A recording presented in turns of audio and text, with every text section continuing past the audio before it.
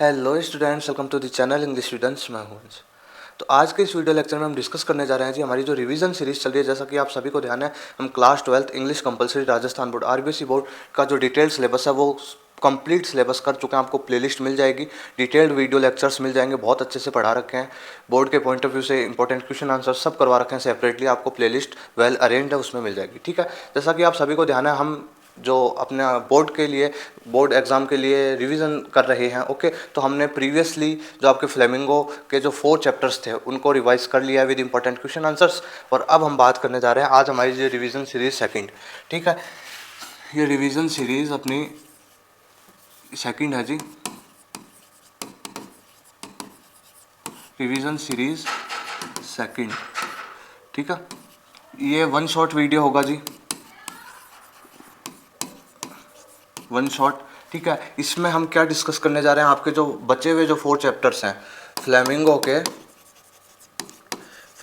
के जो बचे हुए जो चैप्टर्स हैं, आप जैसे इंडिगो है। ठीक है, और फिर आपके पोइट एंड पैनकेक्स है। ठीक है, देन आपके द इंटरव्यू है। ओके, और फिर आपके गोइंग प्लेसेस है। ठीक है, ये जो चैप्टर है इनका हम डिटेल में आपको जो शॉर्ट समरी बताऊंगा जी, डिटेल में आपको पढ़ा चुका हूँ। ठीक है, और इम्पोर्टेंट क्वेश्चंस हम सेलेक्ट करेंगे, जैसा कि पिछली बार मैंने आपको सेलेक्ट करवाए थे ना कि जो क्वेश्चन आंसर्स थे, तो मैंने आपको उनमें से कुछ मुख्य क्वेश्चंस जो बहुत ज़्यादा इंपॉर्टेंट रहते हैं वो बताए थे। ठीक है, उनके टिक लगवाए थे। तो टिक लगवाने का मतलब क्या था जी, इन क्वेश्चंस को आप बहुत ही महत्वपूर्ण दृष्टि से देख कर जाना अच्छे से। बाकी भी करने ही है, लेकिन इनको एकदम जैसा कि मान के चले कि एग्जाम में आएंगे ही। ठीक है, तो अब हम स्टार्ट करें अपना जो चैप्टर, ये रिविजन सीरीज सेकंड है जी हमारे फ्लेमिंगो का। जो प्रोज सेक्शन है वो कंप्लीट हो जाएगा। ठीक है, आज हम प्रोज सेक्शन कंप्लीट कर देंगे, फिर हम बात करेंगे आपके पोइट्री सेक्शन पर। जल्दी से हम इन जो चैप्टर्स हैं इनको रिवाइज कर लेते हैं जी। ठीक है, तो हम स्टार्ट करते हैं। अपना चैप्टर है इंडिगो, लुइस फिस्चर। ओके, तो इस चैप्टर में जैसा कि आप सभी को ध्यान है कि हम बात करेंगे चंपारण के किसानों के बारे में, किस प्रकार से गांधी जी ने उनको विक्ट्री दिलाई ब्रिटिश लैंडलॉर्ड्स के अगेंस्ट। ठीक है, हम देखेंगे, देखो in indigo chapter we know how Mahatma Gandhi struggle for the, ये जो पुअर पीजेंट्स थे ना चंपारण के, वहाँ पे लैंडलॉर्ड सिस्टम था, शेयर क्रॉपर्स थे। ठीक है, तो इंडिगो ये काइंड ऑफ क्रॉप, एक फसल है, नील की खेती करवाई जाती थी इनसे दबाव में, एग्रीमेंट था इनका। ठीक है, आप सभी को ध्यान है अपनी स्टोरी का बैकग्राउंड। तो the peasant were grow Indigo under an agreement, एक एग्रीमेंट था भाई, एक समझौता था जिसके तहत इन लोगों को नील की खेती अपने पूरे एरिया में करनी पड़ती थी, फिर उसको ये जो ब्रिटिश थे उनको देना पड़ता था। ठीक है, ये आपको ध्यान है अपना बैकग्राउंड। ठीक है, देखो Louis Fischer an American journalist, he wrote the biography of Mahatma Gandhi. सभी को ध्यान है कि जो लुइस फिस्चर उन्होंने महात्मा गांधी जी की बायोग्राफी लिखी थी, the life of Mahatma Gandhi. और ये जो इंडिगो जो चैप्टर ये इसी में से लिया हुआ एक एक्सर्प्ट है, एक भाग है। ठीक है, तो अब हम स्टार्ट करते हैं हमारी स्टोरी। देखो, in 1916 Gandhi ji went to Lucknow for annual convention of the Indian National Congress. There were 2301 delegates. Okay, तो ये बता रहे हैं कि उस टाइम गांधी जी बहुत ज़्यादा बिजी रहते थे। ठीक है, बिजी रहते थे। वो इंडियन नेशनल कांग्रेस में जो एक एनुअल कन्वेंशन था उसमें गए हुए थे, काफ़ी लोग आए हुए थे वहाँ पे। तो उनके पास एक पुअर पीजेंट आता है, एक शेयर क्रॉपर आता है, जिसका नाम क्या, राजकुमार शुक्ला। राजकुमार शुक्ला को कहा गया किसी ने कि भाई आप लोगों की हेल्प सिर्फ एक ही व्यक्ति कर सकता है, वो है गांधी जी। ठीक है, तो आप उनसे मिलिए, उनसे बात कीजिए, उनको यहाँ लेके आइए, स्थितियाँ दिखाइए यहाँ की, तब वो कुछ करेंगे हमारे लिए। तो जैसा ही, अब इनको पता तो था नहीं कि महात्मा गांधी कितने बड़े व्यक्ति हैं। ठीक है, लेकिन इसने तो सुना था कोई महात्मा महात्मा करके कोई व्यक्ति है, वो इनको ढूंढते ढूंढते गांधी जी के पास आ गया। तो बताना चाह रहे हैं कि गांधी जी उस टाइम बहुत ज़्यादा बिजी थे। देखो, a peasant, a sharecropper of Champaran. ठीक है, Rajkumar Shukla, Gandhi ji did not know about it but that, ठीक है, but that time he answered him that he was very busy at that time, he had to gone many places. Okay, Gandhi ji को ये बुलाने आया तो गांधी जी ने इसको कहा कि भैया अभी मेरे पास बहुत सारे काम है, अभी मेरे को काफ़ी जगहों पे इंपॉर्टेंट जगह हैं, वहाँ पे जाना पड़ेगा मुझे, इसलिए मैं नहीं आ सकता हूँ भाई। ठीक है, then Rajkumar Shukla followed him wherever he go. ठीक है, 4 weeks he followed him. Rajkumar Shukla को बीइंग रेजोल्यूट बताया गया, आपके क्वेश्चन भी है, इसको रेजोल्यूट क्यों बताया गया कि क्योंकि इसने गांधी जी को फॉलो किया हर जगह। हर जगह फॉलो किया कि लेके ही जाऊंगा गांधी जी को मैं, तो दृढ़ संकल्पी रहा ये। तो गांधी जी भी काफ़ी ज़्यादा इन्फ्लुएंस हुए इससे कि भाई यार ये कोई ना कोई गंभीर मुद्दा है, तभी ये मैं इतने वीक्स से मेरे पीछे पड़ा हुआ है ले जाने के लिए, इसका मतलब कोई गहरी बात है, ठीक है। तो काफ़ी वीक्स तक राजकुमार शुक्ला ने उनको फॉलो किया जहाँ जहाँ वे जा रहे हैं वहाँ पे, ठीक है। Gandhi ji was much influence with his dedication and his resolution, okay. Then he told him that to fix a date and after finished the Calcutta's visit they will go. कहा कि भाई एक डेट फिक्स कर लो, फिर हम एक बार मैं कलकत्ता जाए उसके बाद हम चलेंगे, ठीक है, Champaran. Okay, then they went Patna by train. फिर डेट डिसाइड हुई, अब दोनों चले गए पटना, ट्रेन से जा रहे हैं Patna, okay. Then Shukla led him to the house of Rajendra Prasad a lawyer. अब जो राजकुमार शुक्ला है वो उनको कहाँ लेके गए, राजेंद्र प्रसाद का जो घर था ना वहाँ पे लेके गए, but he was out of town, लेकिन वो वहाँ पे थे नहीं, दे वेटेड फॉर हिम। फिर इन दोनों ने किनका, राजेंद्र प्रसाद जी का वेट करा। Servants of Rajendra Prasad's house were took them a untouchable, so they told them to stay on ground. They thought that Gandhi was also a poor peasant. अब देखो usually क्या, जो राजकुमार शुक्ला है वो आता रहता है राजेंद्र प्रसाद के पास अपने जो भी कुछ इश्यूज होते हैं उनको बताने के लिए, तो वहाँ के जो ये सर्वेंट्स हैं वो इसको जानते हैं कि ये कि शेयर क्रॉपर है, गरीब किसान है। तो आज गांधी जी भी उनके साथ थे, तो उसको ऐसा लगा कि ये जो गांधी जी इसके साथ आए हैं ना, ये भी एक पुअर पीजेंट है, क्योंकि वो इस, आपको ध्यान है गांधी जी का अपीयरेंस, ठीक है, एकदम सिंपल रहते थे वो। तो उनको लगा कि ये भी कोई दूसरा पीजेंट है, कोई पुअर पीजेंट है, ये आज इस राजकुमार शुक्ला के साथ आया है, तो उन दोनों को नीचे बिठा दिया कि भाई दोनों नीचे बैठ जाओ, ठीक है, okay. Then they went Muzaffarpur. देखो थोड़े समय बाद वो कहाँ चले गए, मुजफ्फरपुर चले गए। On the way of Champaran for got some more information about the sharecroppers. भाई मुजफ्फरपुर चले गए वो और इन्फॉर्मेशन कलेक्ट करने, किसके बारे में, जो ये चंपारण में हो रहा है ना शेयर क्रॉपिंग वगैरह, लैंडलॉर्ड सिस्टम, और किस प्रकार से क्या एग्रीमेंट है, इन सारी चीज़ों की और पुख्ता न्यूज़ लेने के लिए, और तो वो चले गए, ठीक है। Then Gandhi sent a telegram to professor JB Kripalani. और फिर गांधी जी ने एक टेलीग्राम, एक तरीके से एक मैसेंजर, उनको जेबी कृपलानी जी उनको एक मैसेज भेजा कि इस तरह से हम आ रहे हैं, आप प्लीज़ आप हमको स्टेशन पे लेने आ जाइएगा, ठीक है। Gandhi stayed here for 2 days in the home of professor Malkani, एक गवर्नमेंट टीचर, ठीक है। मुजफ्फरपुर में काफ़ी समय तक रहे वो, और फिर वहाँ पे थोड़ी थोड़ी चीज़ें कलेक्ट करी उन्होंने इन शेयर क्रॉपर्स के वगैरह वगैरह बात, पुअर पीजेंट्स से related. Now many sharecropper began arriving on foot to see him. अब खबर फैल गई पूरे जो पुअर पीजेंट्स के मध्य, सारे किसानों के मध्य, कि कोई एक महात्मा करके कोई व्यक्ति है जो हमारे लिए आया है, जो हमारे लिए न्यूज़ कलेक्ट कर रहा है और हमारे को विक्ट्री दिलाएगा, विजय दिलाएगा, हमारे को इस लैंडलॉर्ड सिस्टम से, शेयर क्रॉपिंग जो हम कर रहे हैं इससे हमारे को बाहर निकालेगा। तो सभी जो पुअर पीजेंट्स हैं उनको सुन के बहुत ज़्यादा इस प्रकार का लगा, तो वो गांधी जी को देखने के लिए भीड़ उमड़ कर हर जगह से किसान आने लगे कि कौन है वो, कौन है, ठीक है। इस प्रकार से रहा। Muzaffarpur lawyers told about the matter of peasants. तो मुजफ्फरपुर के जो लॉयर्स थे उन्होंने बता दिया गांधी जी को कि इस प्रकार का मैटर है जी है। They also charge high fee from poor peasants, ठीक है, टू सर्व देम। और भाई ये पुअर पीजेंट्स से बहुत ज़्यादा हाई मतलब पैसे लिया करते थे भाई, खूब पैसे लिया करते थे। जो भी कोई अपना इशू लेकर आता था तो ये जो लॉयर्स थे इनसे बहुत ज़्यादा पैसे लिया करते थे। तो गांधी जी ने इनको फटकारा कि भाई आप इन पुअर पीजेंट से क्यों इतने पैसे ले रहे हो वगैरह वगैरह, ठीक है। Gandhi ji scolded the lawyers for that. भाई गांधी जी ने डांटा उनको कि भाई ये पुअर पीजेंट से इन्हीं से आप पैसे ले लोगे तो फिर क्या है, आप क्या कर रहे हो, बहुत डांटा इनको, ओके।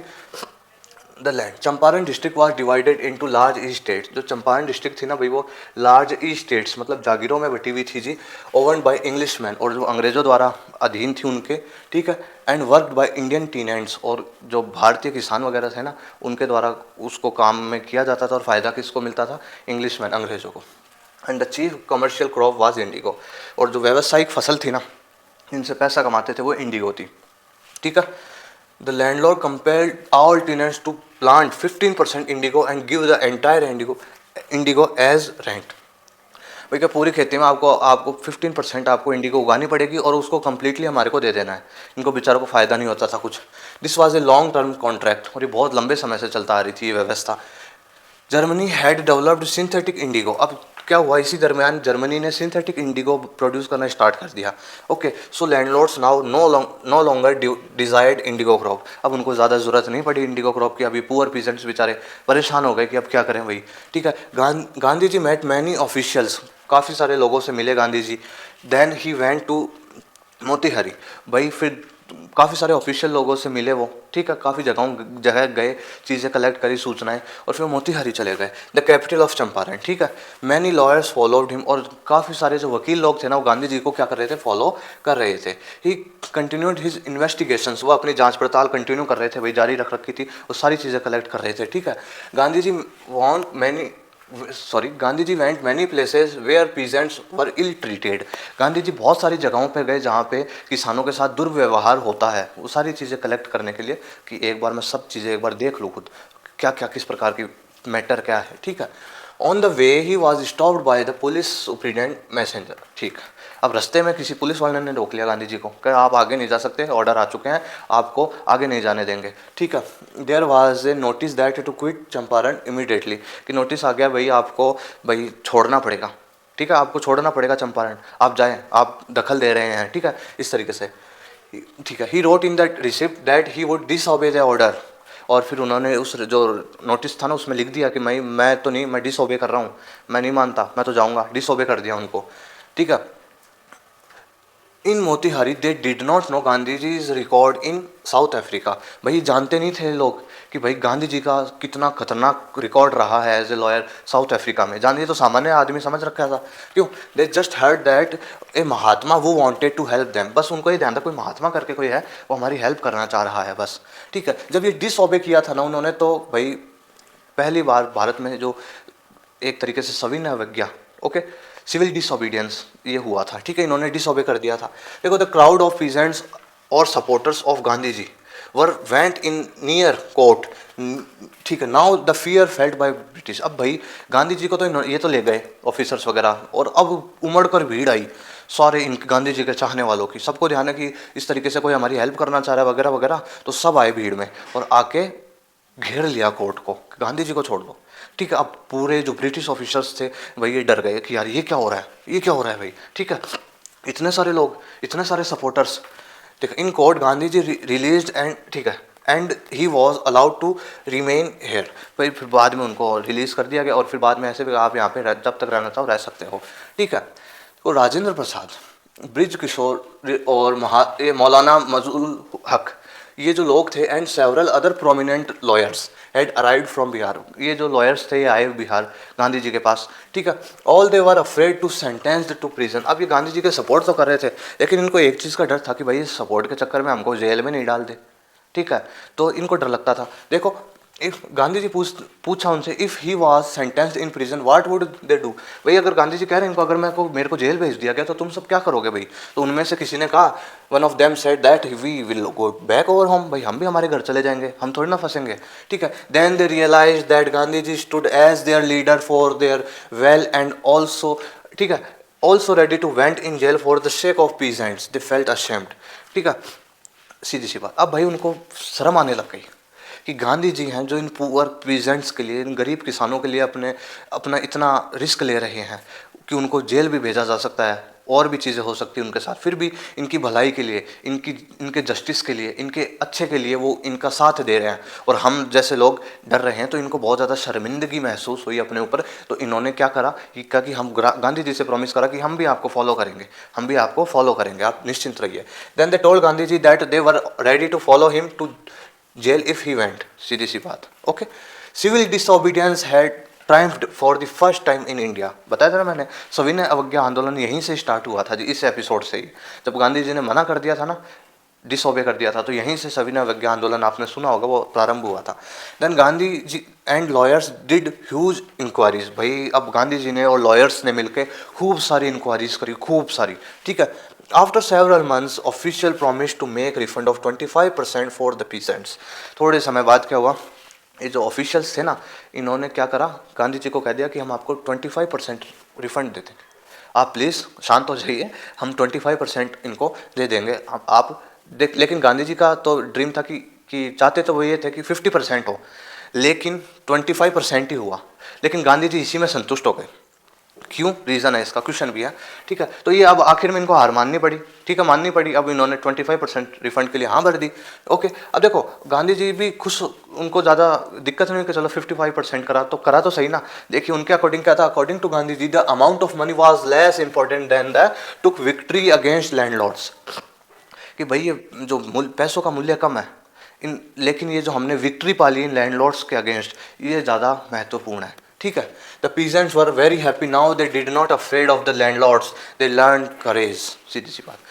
तो पैसों का जो मेन वो था वो इतना गांधी जी को प्रभावित नहीं करा, उनको प्रभावित ये चीज़ करी कि एटलीस्ट हमने विक्ट्री पा ली। और इस विक्ट्री से हुआ क्या जी, इस विक्ट्री से जो वहाँ के जो पुअर पीजेंट्स हैं ना, उनके अंदर भी एक जोश हो गया कि खतरनाक तरीके से जोश से भर गए वो कि अब हम भी कैपेबल हैं, हम भी हमारे हक के लिए लड़ सकते हैं। तो गांधी जी ने एक तरीके से उनके अंदर चिंगारी जला दी कि भाई आप सब इकट्ठे होकर प्रयास करोगे, अगेंस्ट इनके जाओगे, आवाज़ उठाओगे, आगे बढ़ोगे तो आप इनसे विक्ट्री हासिल कर सकते हो। तो एक तरीके से गांधी जी इनके लिए खड़े हुए ना, तो इनके अंदर एक तरीके से आत्मविश्वास बढ़ गया कि अब हम खुद भी लैंडलॉर्ड सिस्टम के अगेंस्ट हम खड़े हो सकते हैं, ठीक है। समझ में आ गया आपको? Okay. Then Gandhi ji stayed there for months and developed that area socially and culturally. भाई गांधी जी काफ़ी समय तक, ये विक्ट्री तो हो गई, अब थोड़े समय और तक गांधी जी वहाँ पे रुके, थोड़े समय तक, ठीक है। वहाँ पे सोशली और कल्चरली, ठीक है, सामाजिक रूप से, सांस्कृतिक रूप से डेवलपमेंट किए, स्कूल्स बनाई वगैरह वगैरह, ठीक है। देन गांधी, ठीक है, ही विद हिज डिसिपल्स, जो गांधी जी के शिष्य थे, ओके, जो Mahadev Desai, Narhari Parikh and their wives, सभी आए, ठीक है। Gandhi ji son and his wife Kasturba volunteered of the work. Gandhi ji की वाइफ भी आए, सन भी आए, फिर उन्होंने उस एरिया को कल्चरली और सोशली डेवलप करना चाहा, ठीक है। काफ़ी समय तक गांधी जी रुके वहाँ पर और उस एरिया को डेवलप करा। इस तरीके से ये जो चैप्टर है हमारा वो कंप्लीट हो जाता है, ठीक है। तो इस प्रकार से था जी ये चैप्टर, आपको जैसा सूटेबल हो जी, आप इस चैप्टर की, मैं जैसे मैं पढ़ा रहा हूँ ना आपको, तो आपको जैसा सूटेबल हो आप स्पीड कर लीजिएगा वीडियो की, ठीक है। 1.5 1.4 जो भी आपको उचित लगे, ठीक है। और थोड़ा सा अगर मैं कनेक्ट नहीं कर पाऊँ तो उसके लिए क्षमा चाहूँगा मैं आपसे, क्योंकि देखो थोड़ी सी मेरे क्या हेल्थ वगैरह इसी प्रकार से है कुछ समय से। तो आप सभी से मैं यही कहना चाहूँगा कि आप थोड़ा सा कनेक्टिविटी बनाए रखिएगा, ठीक है। थोड़ा सा कई बार आपने देखा हो तो मैं बोलने में थोड़ा सा कनेक्ट नहीं हो पा रहा हूँ मैं चीज़ें, तो क्या हेडेक वगैरह काफ़ी है और थोड़ा सा कोल्ड वगैरह भी है, ठीक है। तो आपका रिवीजन करवा रहा हूँ मैं, बस आपको बस ध्यान रखना है, जो चीज़ें मैं आपको बता दूँ बस आप आपके अकॉर्डिंगली आपको स्पीड बढ़ा लेनी है वीडियो की, जैसा आपको उचित लगे और रिवाइज कर लीजिए। अब मैं आपको क्वेश्चन आंसर्स बताता हूँ, आपको टिक लगा लेने हैं जी, ठीक है। मैंने क्वेश्चन आंसर्स आपको करवा रखे हैं, सेपरेटली आपको मिल जाएंगे, ठीक है। और ये जो फाइल वगैरह ये भी आपको टेलीग्राम चैनल पे जो क्वेश्चन आंसर्स की PDF है वो मिल जाएगी आसानी से, ठीक है। आप ज्वाइन कर लीजिएगा, डिस्क्रिप्शन में टेलीग्राम चैनल भी है, ओके। देखिए फर्स्ट क्वेश्चन को आप टिक लगा लीजिए। फर्स्ट क्वेश्चन बहुत इंपॉर्टेंट रहता है हमेशा, फर्स्ट क्वेश्चन को आप टिक लगा लीजिए, स्क्रीनशॉट ले लीजिए आप साथ साथ, ठीक है। फर्स्ट क्वेश्चन को टिक लगा लीजिए आप, ओके। आगे चलते हैं हम, आगे है what do you think the servant thought Gandhi ji to be another peasant, okay. Second को भी लगा लीजिए, सेकंड को भी लगा लीजिए, ओके।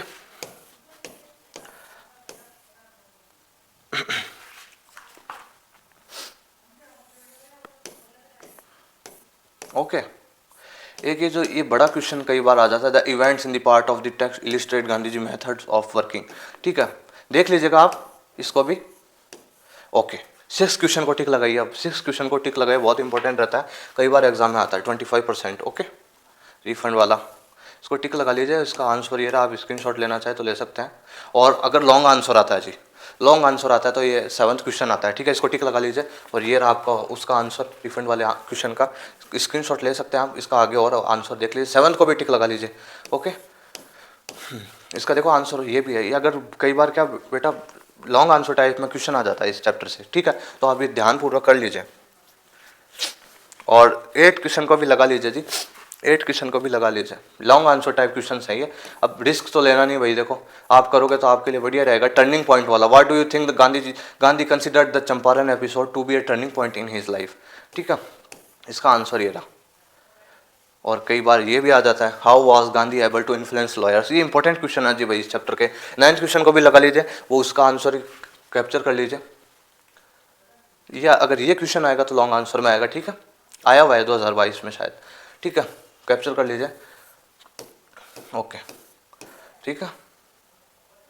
और ये भी एक बार एग्जाम में आया हुआ है, चलो कोई नहीं, बाकी आपने वो लगा लिया तो ठीक है।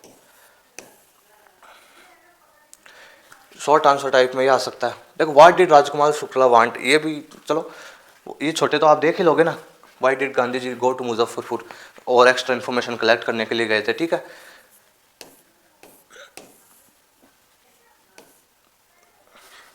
ठीक है, जैसे ये क्वेश्चन भी आया हुआ है एक बार, ये जो छोटे क्वेश्चन हैं जी ये रिपीट हुए हुए हैं, तो मैंने इनको अलग से करवा रखा था आपको, ठीक है। हाँ, और ये 17 क्वेश्चन है, जो ये 17वां क्वेश्चन है, how did Gandhi have the peasant in Champaran, ठीक है, ये कर लीजिए एक। ओके, बाकी जो मैंने टिक नहीं लगवाया उनको भी रीड करोगे ज़रूर आप, ऐसा नहीं कि आप उनको छोड़ देंगे, लेकिन इनको कर लीजिएगा, ठीक है। 17 तो और हैं क्या, इतने ही होने चाहिए। चलो एक और, अच्छा, गांधी जी क्या, describe the difficulty face by Gandhi ji, what did Gandhi ji do to culture and social backwards, ये भी क्वेश्चन आया हुआ है एक बार एग्जाम में, ध्यान है मुझे। ओके, हाँ, ये क्वेश्चन एक करेक्टर से रिलेटेड आ सकता है, कई बार एक बार आया हुआ, पहले आया था जी, 2019-20 की बात है शायद। तो गांधी जी के इस, मतलब आपने चैप्टर पढ़ा तो आप गांधी जी के किस करेक्टर से आप प्रभावित हुए वगैरह वगैरह, गांधी जी की क्वालिटीज़ लिखनी है, सीधी सी बात है। What idea of Gandhi ji personally, इसको कर लीजिएगा जी, ठीक है। 20th क्वेश्चन को 17वें क्वेश्चन के बाद 20th को लगा लीजिएगा। अगर करेक्टर आ जाए भाई, देखो several qualities of Gandhi ji is character, ठीक है। इस प्रकार से एक क्वेश्चन है, CBSE में भी आता है क्वेश्चन। ओके, CBSE में आता है क्वेश्चन, इसको आप टिक कर लीजिए। ओके, तो ये कंप्लीट होते हैं हमारे क्वेश्चन आंसर्स। तो होप करता हूँ आपको समझ आ गए होंगे। अब हम चलते हैं हमारे नेक्स्ट चैप्टर में। हमारा जो नेक्स्ट चैप्टर है उसमें चलते हैं हम अपन, ठीक है। Poet and pancakes, poet and pancakes, ये जो चैप्टर है हमारा, अभी हम इसकी बात करेंगे। ओके ओके, देखिए, पोइट एंड पैनकेक्स आपके अशोका मित्रा ने लिखा हुआ है। पैनकेक्स का मीनिंग है इस चैप्टर में, आप सभी को ध्यान है, मेकअप ब्रांड, ठीक है। मेकअप ब्रांड है, मेकअप का प्रोडक्ट है पैनकेक। एक तरीके से मेकअप लगाते हैं ना, तो हर कंपनी के प्रोडक्ट्स होते हैं मेकअप में, ध्यान है आप सभी को। तो एक तरीके से पैनकेक क्या है कि ब्यूटी प्रोडक्ट है, मेकअप है, ठीक है। ओके, देखो, except for my days with boss, my day with boss, एक सेकेंड, ये थोड़ा सा गलत लिखा हुआ है, ठीक है। Boss, my day with boss, और it is author's time when he work in Gemini studio. ये ऑथर बता रहे हैं कि उस समय की बात है जब मैं गिमिनी स्टूडियो में काम किया करता था, ठीक है। In this chapter we know about the film industry at that time, हम इन फिल्म इंडस्ट्री की बात करेंगे उस समय किस प्रकार से फिल्म इंडस्ट्री थी वही रही। ओके, गिमिनी स्टूडियो मद्रास, उस टाइम मद्रास अब चेन्नई कहलाता है, ठीक है। Founded by SS Vasan, SS Vasan द्वारा इसको फाउंड किया गया था भाई। मेंबर्स इसमें कितने थे, 600 मेंबर्स थे इसमें, और इस्टेब्लिश 1940 में इस्टेब्लिश हो गया था जी। इस प्रकार से थोड़ा सा ओवरव्यू है जी आपके चैप्टर का। अब देखिए, मैं अब आपको स्टोरी जल्दी से बता देता हूँ। देखो, पोइट क्या है, मेकअप, एक मेकअप ब्रांड है, मेकअप ब्रांड है एक ये, ठीक है। और देखो, used in Gemini studio, गिमिनी studio में यूज़ किया जाता है इसको, use for made actors, actor and actress अगली। मेकअप क्या, किस लिए यूज़ होता है, एक्टर और एक्ट्रेस को ब्यूटीफुल दिखाने के लिए, ठीक है। लेकिन ये ऐसा मेकअप था कि ये लोग इस तरीके से मेकअप करते थे कि वो अगली बन जाते थे। अगली मतलब इतना ज़्यादा मेकअप कर लेते थे तो ओवर हो जाता था वो बहुत ज़्यादा, तो फिर वो बहुत अगले लगने लगते थे, ठीक है। तो ये पैनकेक्स क्या है, एक मेकअप ब्रांड। अब ऑथर अपना काम बताते हैं कि गिमिनी स्टूडियो में करता क्या था। गिमिनी स्टूडियो में ऑथर करते थे न्यूज़पेपर की कटिंग, उसमें से कुछ इंपॉर्टेंट फोटोज़ या इन्फॉर्मेशंस होती थी, उनको न्यूज़पेपर में से कट करते थे और फिर उसको एक फाइल में अरेंज करते थे। अब आप सभी कह रहे हैं ऑथर कि आप सभी को लगता होगा और मेरे बॉस को भी लगता है कि ये कोई काम थोड़ी ना होता है कि आप एक जगह पे बैठे हुए और बस न्यूज़पेपर में से कटिंग्स करके एक फाइल में अरेंज कर दो। हाँ, मुझे भी लगता है नहीं ये नहीं होता है कोई काम ये, ठीक है। इस प्रकार से बता रहे हैं। ओके, फिर वो बताने ऑथर का वर्क पता चल गया आपको, गिमिनी स्टूडियो में क्या करते हैं ये। फिर वो बता रहे हैं कि मेकअप रूम, कि एक मेकअप रूम है ऊपर की तरफ, ठीक है, situated at the top building. Okay, अब वहाँ पे वो सफरिंग्स के बारे में बता रहे हैं। मेकअप रूम है जो, उसमें भाई मेकअप डिपार्टमेंट में बहुत ज़्यादा सफ़र करते हैं एक्टर एंड एक्ट्रेस। क्यों? क्योंकि उस मेकअप रूम में इतनी हैवी लाइट्स हैं, इतनी ज़्यादा लाइट्स हैं, बड़ी बड़ी लाइट्स हैं, जिसकी वजह से वो बहुत ज़्यादा सफ़र करते हैं, बहुत ज़्यादा उनको परेशानी होती है उस रोशनी से, बहुत ज़्यादा इरीटेट हो जाते हैं, फ्रस्ट्रेट हो जाते हैं। तो एक तरीके से हीट प्रोड्यूस करती हैं ये लाइट्स वगैरह, और इतनी रोशनी वगैरह इनको डिस्टर्ब करती है एक्टर्स को, ठीक है। तो ऑथर बता रहे हैं कि इस तरीके से मेकअप डिपार्टमेंट में, मेकअप रूम में लोग परेशान हुआ करते थे लाइट्स की वजह से।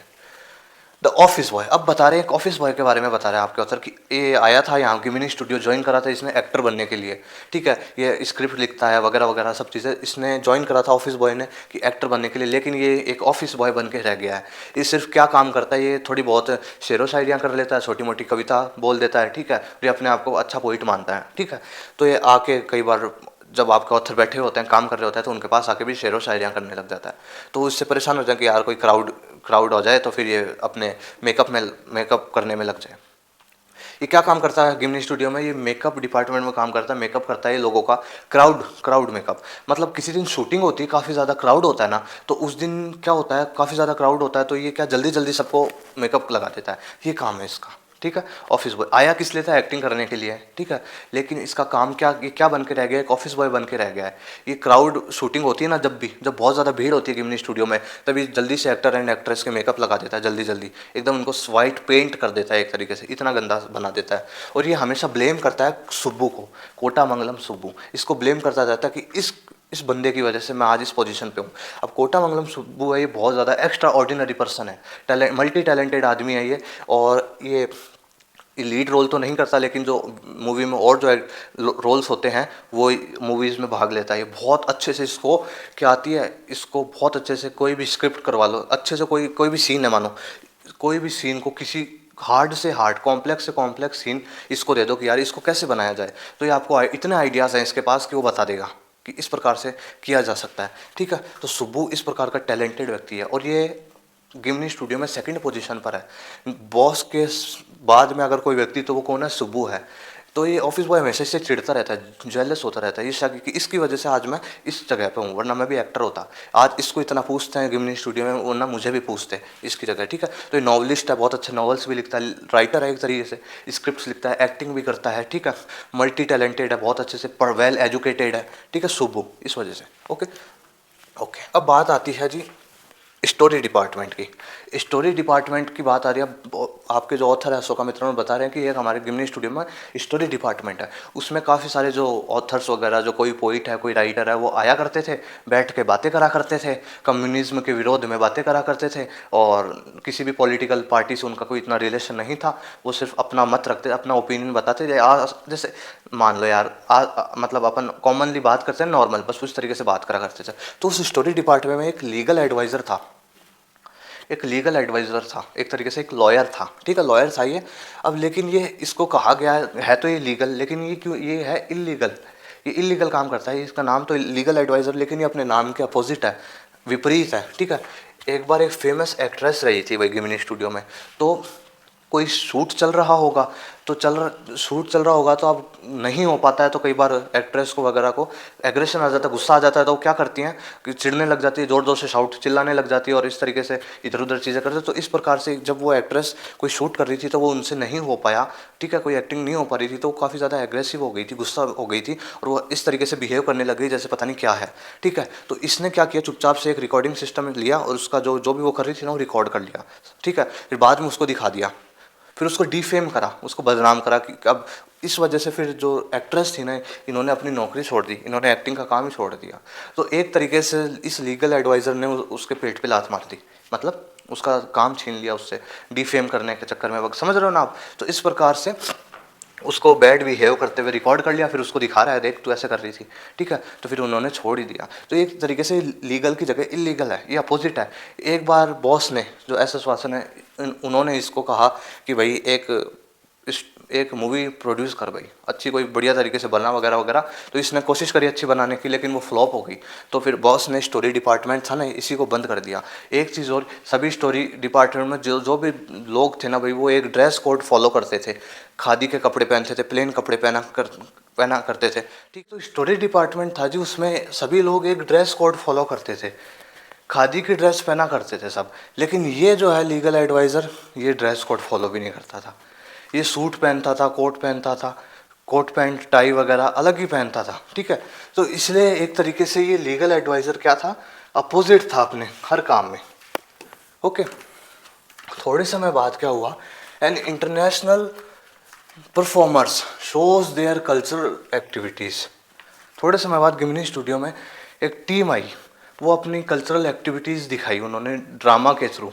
उस टाइम नाटकों का बहुत ज़्यादा प्रचलन था, ठीक है।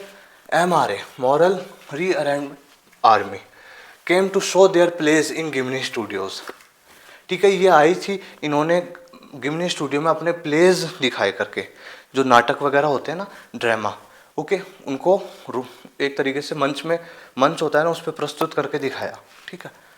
और वो किस चीज़ से रिलेटेड था, वो कम्युनिज्म, साम्यवाद, समाजवाद, उन चीज़ों से रिलेटेड था ये जो। Okay, after a long time, भाई आप थोड़े समय बाद आपके जो बॉस हैं इस गिमनी स्टूडियो के, ऐसा श्वासन, उनके पास फ़ोन आता है कि एक एडिटर आएंगे जो कि राइटर भी हैं, एक इंग्लिश मैन आ रहे हैं, ठीक है, एक इंग्लिश मैन आ रहे हैं गिमनी स्टूडियो में विजिट करने के लिए। तो सभी सुन के खुशी हुई सभी को कि भाई कि एक इंग्लिश मैन आ रहा है और वो बहुत अच्छे पोइट हैं, एडिटर है और ग्रेट नॉवलिस्ट है। आता है, थोड़े समय बाद वो आ जाता है, वो आके स्पीच देता है गिमनी स्टूडियो में। सभी जो मेंबर्स हैं वो बैठ जाते हैं, उनको किसी को कुछ समझ ही नहीं आता वो क्या बोल के गया, क्योंकि इंग्लिश एक्सेंट थी उसकी अलग प्रकार की, ठीक है, और वो कुछ भी बोल के गया, इनको किसी को कुछ नहीं समझ में आया, ठीक है। वो पोइट आया, उसने स्पीच दी अपनी और वो चला गया, ठीक है, वो आया और चला गया। अब इन लोगों के उसका आना और जाना फर्क ही नहीं पड़ा, इनको समझ ही नहीं आया कुछ। Okay, then after a short story competition of England, थोड़े समय बाद क्या हुआ, एक शॉर्ट स्टोरी कॉम्पिटिशन हुआ। उसमें क्या हुआ, इन लोगों ने, अब आपके जो ऑथर थे अशोका मिल्टन, इन्होंने भाग लेना चाहा कि मैं शॉर्ट स्टोरी कंपटीशन में भाग लूं। तो ये ब्रिटिश काउंसिलिंग लाइब्रेरी में चले गए, ठीक है। वहाँ पे इन्होंने एक मैगजीन देखी जिसका नाम था द इनकाउंटर, ठीक है, द इनकाउंटर, क्योंकि इस मैगजीन ने ये ऑर्गेनाइज करवा रहे थे शॉर्ट स्टोरी कंपटीशन। तो ये इसको ढूंढने के लिए लाइब्रेरी में चले गए। वहाँ जाके इन्होंने देखा तो वही, अच्छा ये तो बुक जल्दी मिल गई, पॉपुलर बुक है, बड़े राइटर ने लिख रखी। तो जैसे ही वो इसको देखते हैं, थोड़ा सा नीचे जाके इसके राइटर के नाम के पास जाते हैं, राइटर के नाम के पास जाते हैं, तो उनको देखने को मिलता है इसके राइटर का नाम। इसके राइटर का नाम था जी, राइटर का नाम था स्टीफन स्पेंडर। अब इसका जो राइटर था स्पेंडर, ठीक है, स्टीफन स्पेंडर। सीधी सी बात, अब ये ये जो आपके ऑथर है, इन्होंने इसका नाम देखते ही भाई वो पर याद आ गया, अच्छा ये तो वही व्यक्ति है जो एक समय पे गिमिनी स्टूडियो में आया था, जिसने स्पीच दी थी, कंटिन्यू स्पीच दिए जा रहा था, जो बहुत बड़ा पोइट बता रहे थे, जो नॉवेलिस्ट है बहुत बड़ा इंग्लिश का, ठीक है। अच्छा ये तो वही ऑथर है, ये तो वही ऑथर है जो हमारे गिमिनी स्टूडियो में आया था और जिसने स्पीच दी थी, हम किसी को समझ में नहीं आई थी। वाओ, आज मेरी मतलब अब मैं उसको रिकॉग्नाइज कर पा रहा हूँ। ओके, तो इस प्रकार से इनको पता चला कि अच्छा, अब पता चला है इनको कि ये जो इनकाउंटर है स्टीफन स्पेंडर ने लिखी हुई है। और अब इनको कनेक्ट हो गए वो यहाँ से कि जो इंग्लिश पोइट आया था हमारे गिमनी स्टूडियो में वो यही था। ओके, अब वो अपनी जॉब कंप्लीट कर लेते हैं और अब अपना जीवन यापन कर रहे हैं आराम से घर पे। ओके, तो एक दिन उनका मन हुआ कि बुक्स खरीदने का, तो पास वाले बुक शॉप पे जाते हैं, वहाँ से एक बुक खरीदते हैं जिसका नाम है द गॉड दैट फील्ड, ठीक है। इसमें 6 राइटर्स द्वारा लिखी हुई बुक है। जाते हैं, देखते हैं कि यार ये इतनी सस्ती बुक कैसे मिल रही है।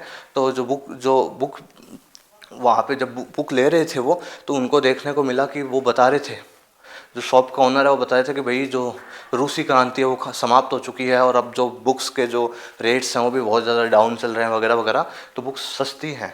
तो इन्होंने देखा कि 6 राइटर्स, तो इस 6 राइटर्स में इनको एक नाम देखने को मिला, कौन, स्टीफन स्पेंडर। उन 6 राइटर्स में से एक राइटर कौन था, स्टीफन स्पेंडर भी थे। तो उसका नाम देख के बहुत ज़्यादा खुश हुए, फिर अपने पास्ट मेमोरीज याद करने लग गए गिमिनी स्टूडियो की, ठीक है, कि इस एक बार एक पोइट आया था, उसने स्पीच दी थी वगैरह वगैरह। ओके, तो मैं याद करता हूँ आज भी उन सुनहरे मेरे पलों को जब मैं गिमनी स्टूडियो में हुआ करता था। इस प्रकार से अपना अतीत याद करते हुए ये जो चैप्टर आपका एक कंप्लीट हो जाता है, ठीक है जी। इस प्रकार से आपका ये चैप्टर हो गया। इसके एक बार क्वेश्चन आंसर्स देख लेते हैं जी, हम क्वेश्चन आंसर्स देख लेते हैं। Poet and pancakes, first question को टिक लगा लो, फर्स्ट क्वेश्चन को टिक लगा लीजिए, ठीक है।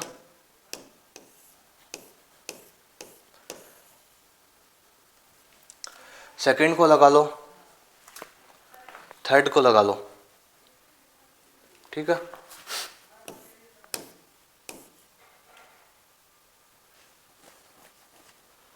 फिफ्थ को लगा लो,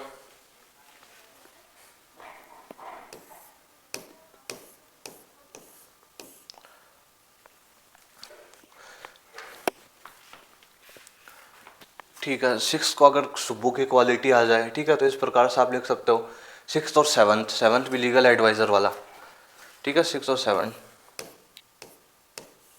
अगर बड़ा क्वेश्चन आएगा तो, ठीक है।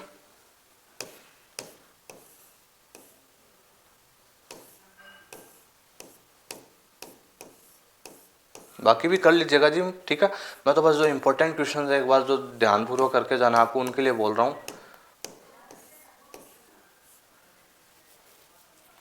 जब आपके 20 to 30 वर्ड्स आते थे ना, तब इस प्रकार के छोटे क्वेश्चंस भी आते थे, ठीक है। 13 क्वेश्चन को लगा लीजिए टिक।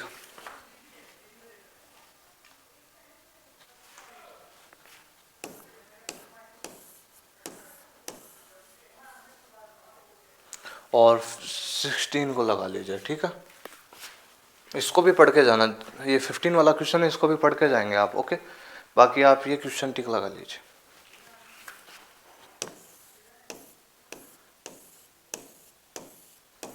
और अगर भाई कोटामंगलम सुब्बू का करेक्टर स्केच आ जाए तो आपको ये करना है,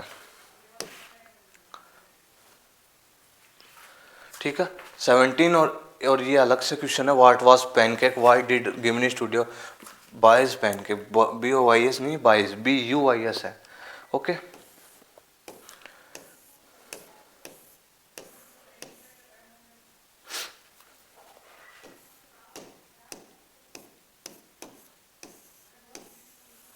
ठीक है, क्वालिटीज देख लीजिएगा। कोटामंगलम सुब्बू वाला जो प्रश्न था ना, इसको लगा लीजिए टिक फोर्थ को, ठीक है, अगर बाय चांस आ जाए, ठीक है। तो इस प्रकार से आपके क्वेश्चन आंसर्स रहने वाले हैं इस चैप्टर के।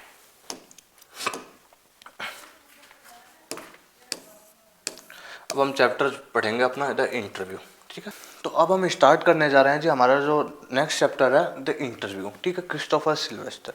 इसमें थोड़े से ओपिनियंस बताए गए, थोड़ा सा इंट्रोडक्शन बताया इंटरव्यू का, फिर कुछ नेगेटिव ओपिनियंस बताएं, कुछ पॉजिटिव बताएं, और फिर पार्ट 2 में एक इंटरव्यू का एक एक्सेप्ट है, ठीक है। चलो देखिए, since it's invention a little over 130 years ago the interview has become a common place of journalism.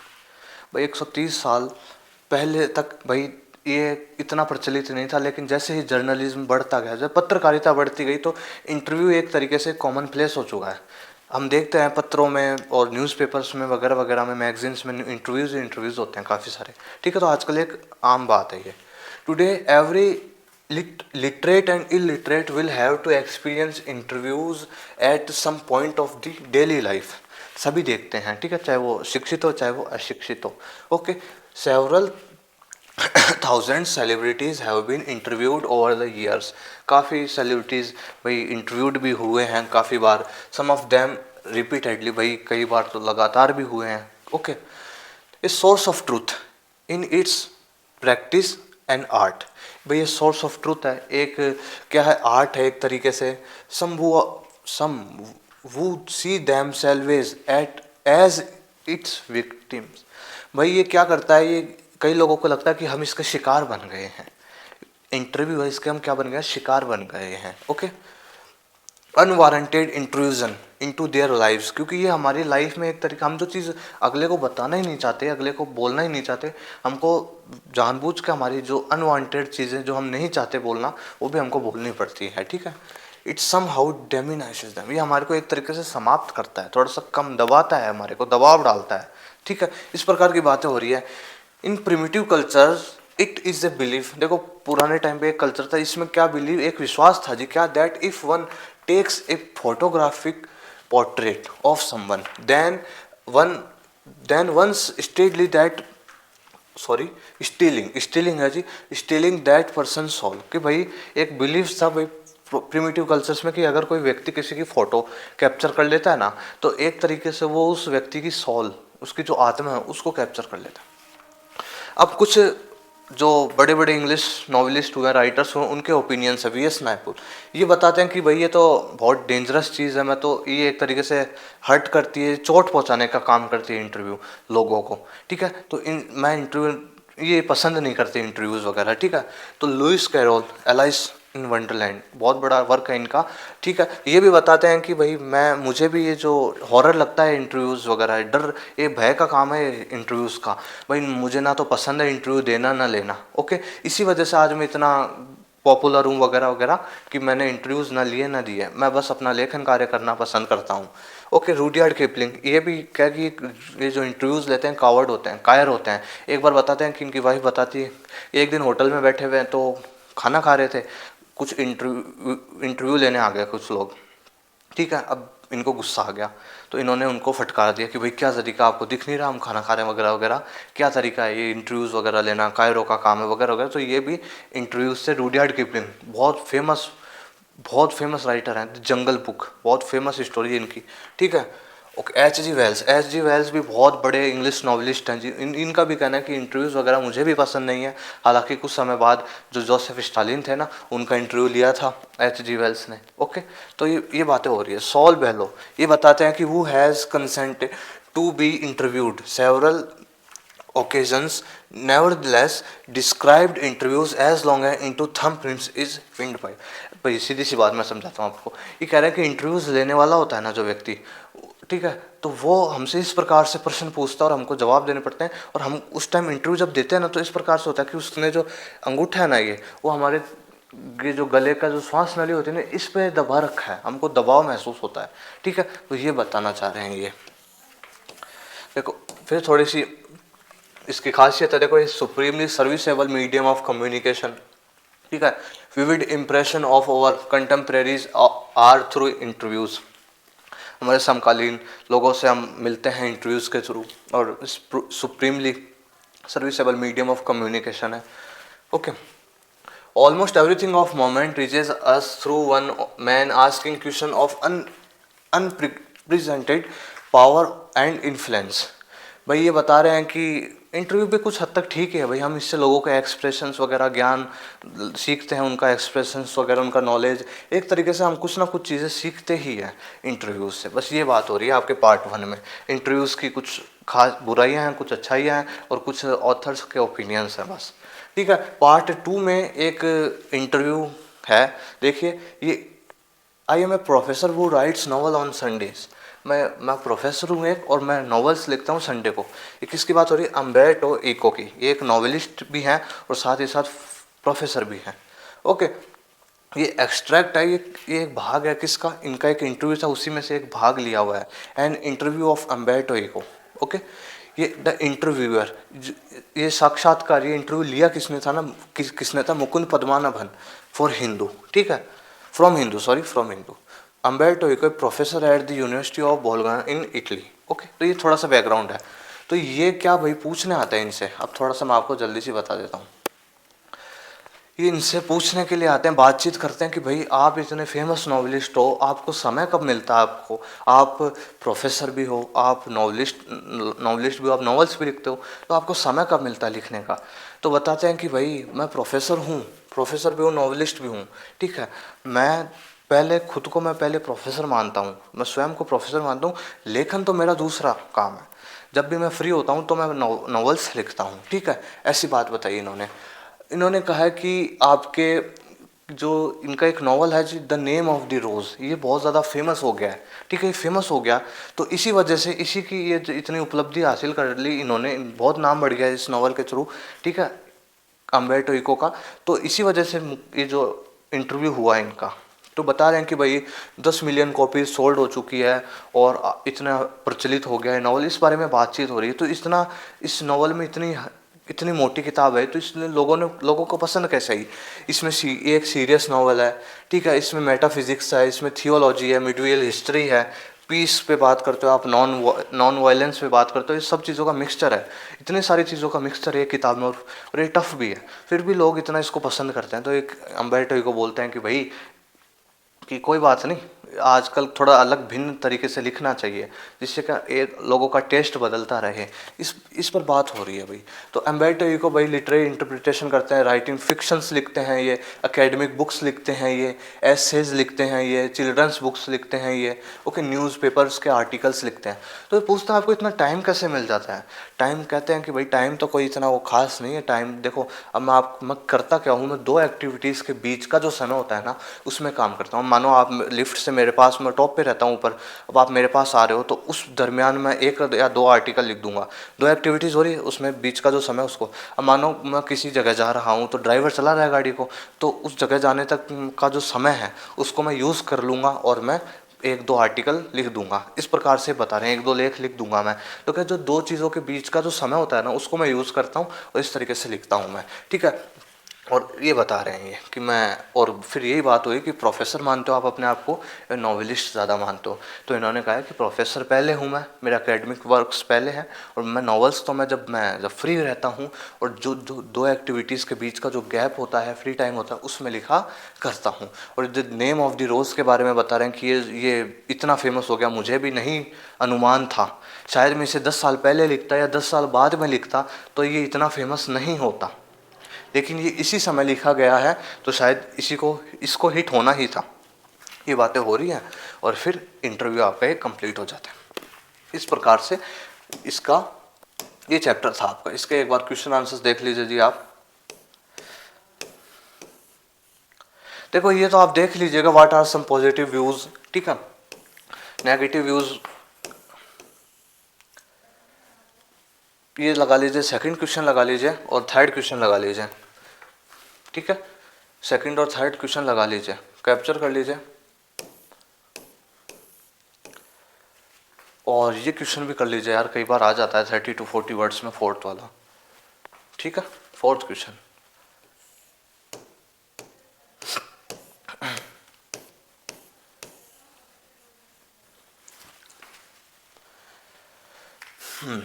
ये क्वेश्चन लगा लीजिए, अम्बेर्टो इको से रिलेटेड क्वेश्चन हो तो, ठीक है।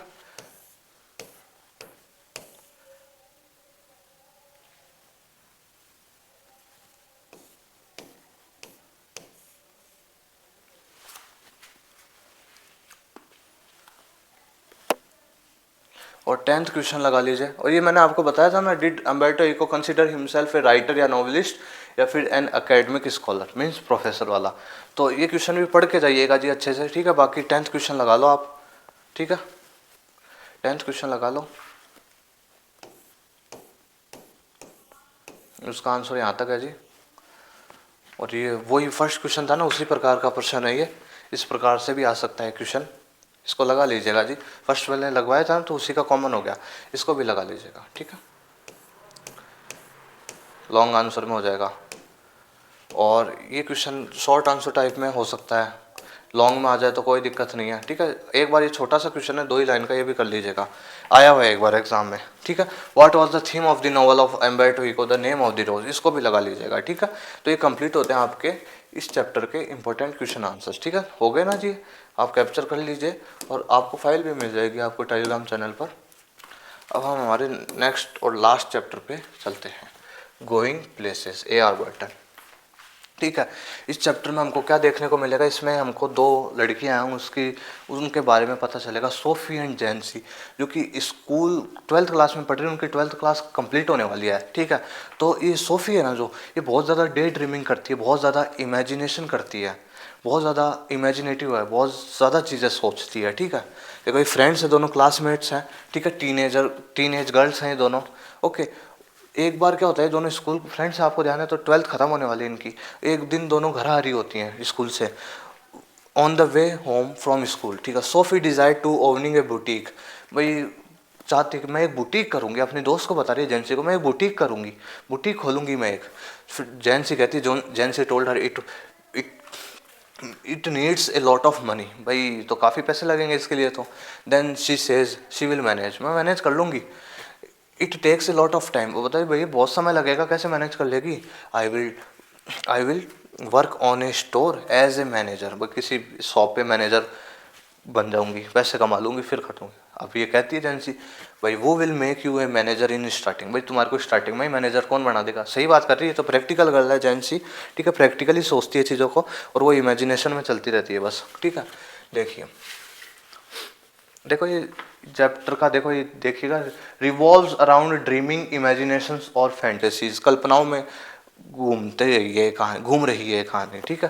देखो Jansie knew that they both were earmarked for biscuit factory. अब जेंसी को ध्यान है कि हम भाई हमारी जो जनरेशन है वो बिस्किट फैक्ट्री में काम करती हुई आ रही है, तो 12th बाद हमारे को भी इसी काम में लगना है, ठीक है। तो ये अपनी स्थिति जानती है, तो इसको भी ये रियलिटी से वाकिफ़ कराना चाह रही है, लेकिन वो तो इमेजिनेशन ही करती रह रही है, ठीक है। देखो शी चेंज्ड, अब वो कहती है कि थोड़े समय बाद बदलती है, वो कहती है now she wants to become an actress, कि भाई मैं अब एक्ट्रेस बनना चाहती हूँ एक, side by side I will manage my boutique, कि मैं एक्ट्रेस बनना चाहती हूँ, एक्ट्रेस बनने के बाद मैं बहुत ज़्यादा पैसे भी कमा लूँगी और फिर साइड बाय साइड में मेरी बुटीक भी चला लूँगी, ठीक है।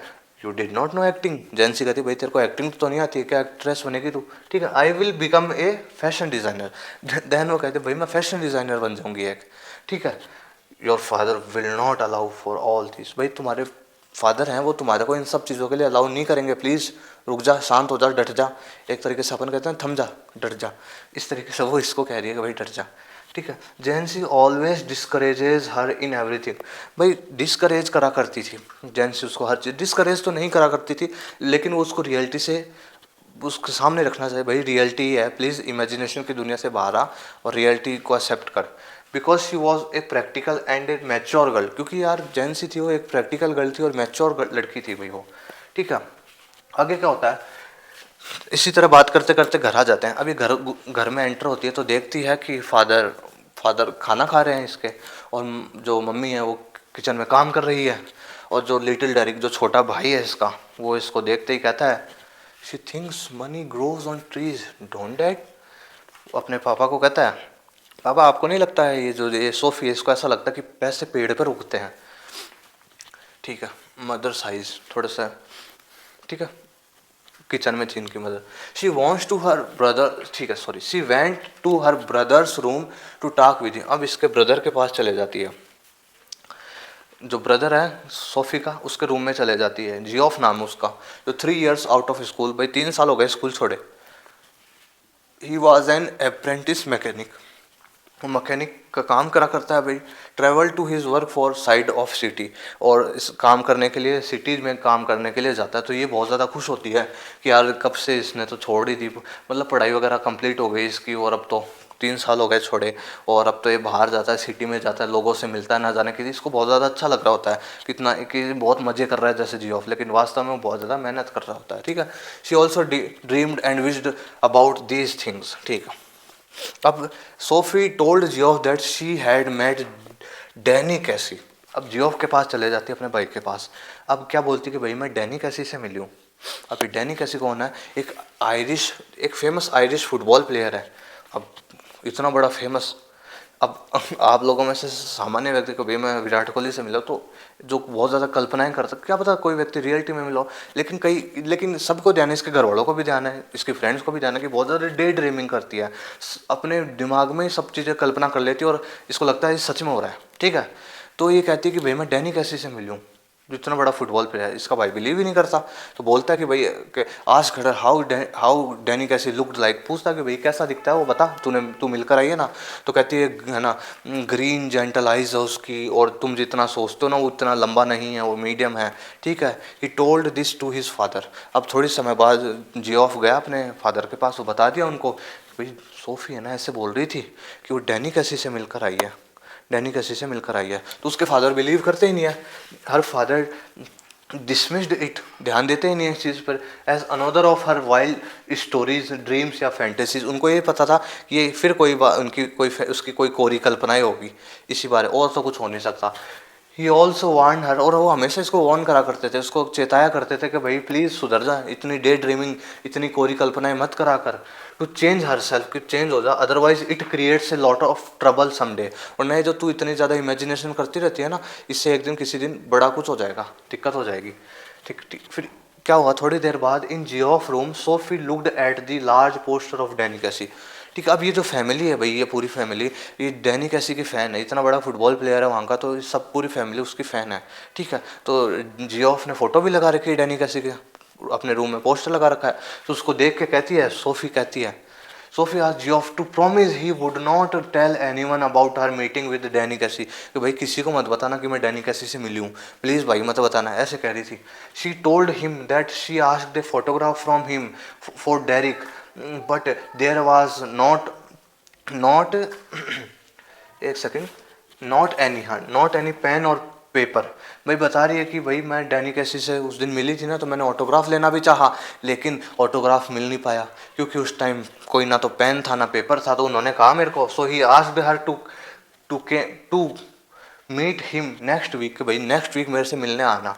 She promise to do so, और मैंने प्रोमिस कुछ नहीं है, इसकी कल्पना है सिर्फ, ठीक है। तो ये बता रही है जियोफ को कि भाई कि उसने ऐसे ऐसे मुझसे ऑटोग्राफ लेने गई थी, बताना मत यार किसी को, और मैं साइन करवाना ऑटोग्राफ लेना चाहती थी लेकिन पेपर नहीं था, पेन नहीं था, तो नहीं हो पाया, इसलिए उसने मेरे को अगले वीक बुलाया, मैं जाऊँगी और फिर ले आऊँगी।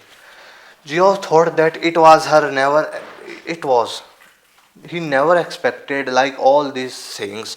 भाई जियोफ कह रहा है कि भाई ये सब चीज़ें तो मैंने सोची नहीं थी, ये क्या बोले जा रही है अभी, ये चीज़ें तो मैं सोच ही नहीं सकता। On Saturday they went to watch United, भाई सैटरडे की शाम को भाई ये सारी फैमिली कहाँ गई, स्टेडियम में गई, और जाके जो फुटबॉल मैच था ना जिसमें डैनी कैसी भी खेल रहा था वो सब देखने गए, ठीक है, ओके। नेक्स्ट डे क्या हुआ, Jain asked Sophie were you really, मैं डैनी कैसी कर, भाई तू सच में डैनी कैसी से मिली है, मुझे तो कल पता चला। अभी एकदम से शॉक्ड हो जाती है कि भाई तेरे को कैसे पता चला, तेरे को कैसे पता चला। She promise to keep this a secret, भाई किसी को बताना मत, सीक्रेट रखना, मैं सच में मिलूँ उससे, ठीक है। Sophie said that it was her father know about the date with Casey he would quarrel, और फिर सोफी और बोलती है कि भाई अगर मेरे फादर को पता चल गया ना कि ऐसे ऐसे मैं मिलने जाऊंगी उससे, तो बहुत ज़्यादा झगड़ा हो जाएगा घर में, ठीक है। सोफ़ी को किसने बताया, सोफ़ी देखो क्योंकि सॉरी जैंसी को किसने बताया, जैंसी को उसके भाई ने बताया।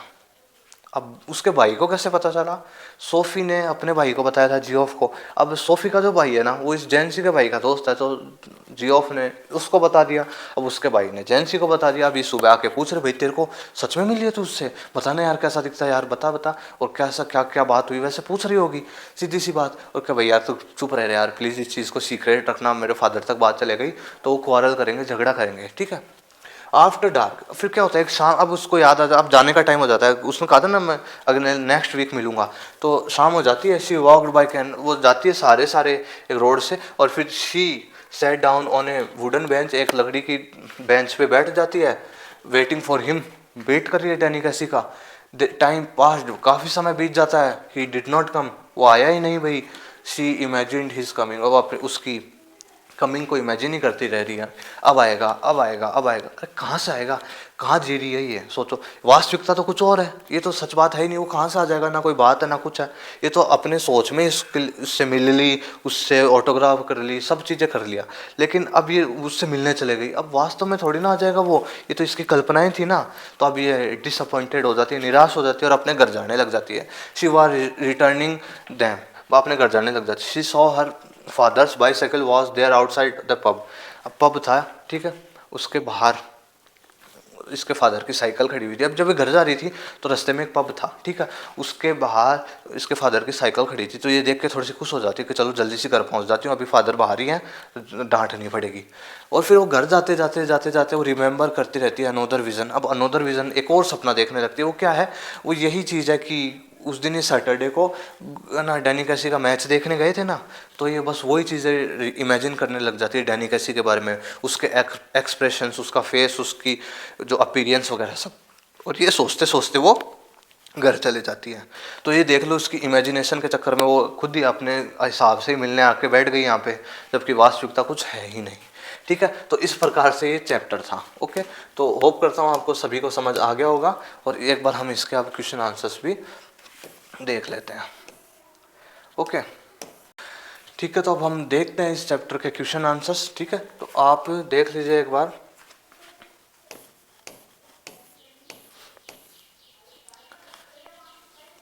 ठीक है, जो सेकंड और थर्ड क्वेश्चन टिक लगा लीजिए, सेकंड, ठीक है, सेकंड क्वेश्चन टिक लगा लीजिए, इसका आंसर ये रहा, और थर्ड क्वेश्चन लगा लीजिए, ओके, कैप्चर कर लीजिए। और फोर्थ कर लीजिए जी,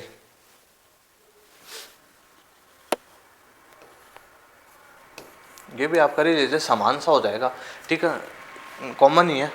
does our father believe in your story, easy सा है, पढ़ के तो आप सारे जाओगे, देखो ऐसा तो है नहीं, मतलब बस इंपॉर्टेंट थोड़ा सा ज़्यादा वो है, वो बता रहा हूँ आपको, ठीक है।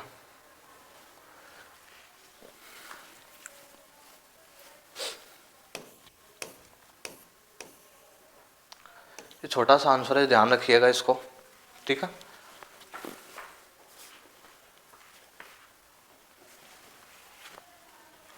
और टेंथ क्वेश्चन को टिक लगा लीजिए, टेंथ क्वेश्चन को टिक लगा लीजिए।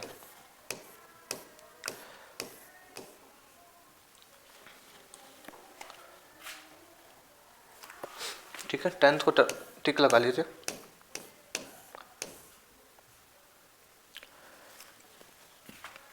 ये क्वेश्चन भी कर लीजिएगा, रीड कर लीजिएगा, इसको तैयार करके चले जाइएगा, ऐसा नहीं, ठीक है।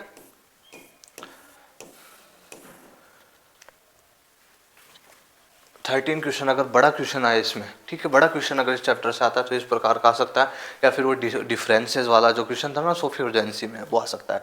इसको टिक कर लीजिए, बड़ा क्वेश्चन अगर आए तो, ठीक है।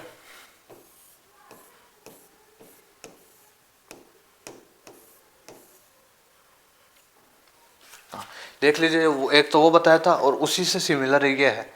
देखो, compare and contrast the character of Sophie and Jansie, अगर बड़ा क्वेश्चन आएगा तो इस प्रकार से आएगा, ठीक है। सेकंड क्वेश्चन को टिक टिक लगा लो आप, ओके। अगर लॉन्ग आंसर टाइप में आएगा तो इस प्रकार से आ जाएगा, टिक लगा लीजिए, इसको कर लीजिएगा अच्छे से। अच्छा करोगे तो आपका मैटर ही होगा माइंड में चीज़ें, आपके पास टेक्स्ट होगा, ठीक है। मेकिंग दीज ड्रीम्स, ये लास्ट लाइन है इसकी, ठीक है, ओके। तो इस प्रकार से आपके इंपॉर्टेंट क्वेश्चन आंसर्स भी हो गए, ठीक है जी। तो हमने कंप्लीट कर लिया हमारे इन 4 चैप्टर्स का रिवीजन, और इंपॉर्टेंट क्वेश्चन आंसर्स मैंने आपको सेलेक्ट करवा दिया कि इन क्वेश्चंस को एक बार आप अच्छे से देख लीजिएगा। बाकी तो आपको करने ही है, ठीक है। बाकी जो टिक लगवाए उनको महत्वपूर्ण दृष्टि से देख कर जाना है, और रिवाइज मैंने करवा दिया आपको, ठीक है। थोड़ी सी कनेक्टिविटी नहीं बनी, थोड़ा सा अगर मैं थोड़ा सा आपको लगा कि थोड़ा सा आज अच्छा इंटरेक्ट नहीं हो पाया हूँ आपसे, तो उसके लिए क्षमा कीजिएगा।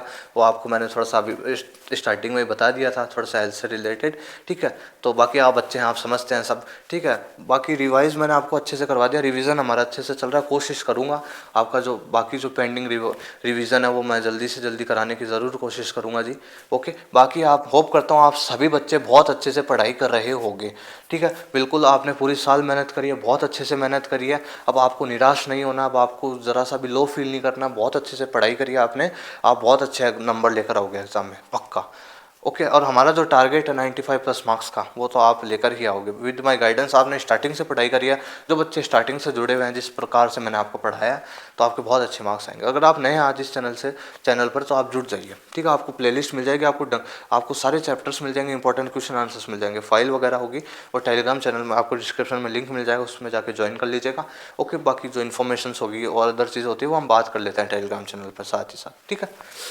ओके। तो हमारी रिवीजन सीरीज़ के अलग से प्लेलिस्ट बना दी है जी मैंने आपको। रिवीजन सीरीज़ हम जो रिवाइज करेंगे सारा सब, वो आपको उसमें मिल जाएगा, ठीक है। तो आप इसको अपने अकॉर्डिंग जो भी स्पीड में देखना चाहो आप देख सकते हो, इससे आपका रिवाइज अच्छा हो जाएगा। क्विक समरी तो मैं आपको नहीं बता पाया, थोड़ा सा हम डिटेल में चले गए थे जी, एज यूजल, जैसे मैं हमेशा पढ़ाते पढ़ाते आपको थोड़ा सा डिटेल में चले जाता हूँ, ठीक है।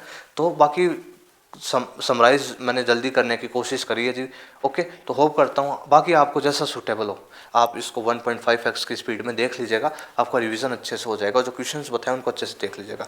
कोई भी डाउट हो, कोई भी क्यूरी हो, कुछ भी आस्क करना हो, कुछ भी पूछना हो, कोई भी मन में कोई बात हो, कोई भी डाउट हो, आप आस्क कर लीजिएगा जी। कमेंट सेक्शन में आपको कुछ भी बोलना हो, कोई भी डाउट हो, कन्फ्यूजन हो, आप पूछ सकते हैं, ओके। टेलीग्राम चैनल को भी ज्वाइन कर लीजिएगा, चैनल को सब्सक्राइब कर लीजिएगा, और कोई भी आपको दुविधाजनक बात हो तो आप बिल्कुल भी डरिएगा मत, घबराइएगा मत, मैं आप सभी के साथ हूँ, ठीक है।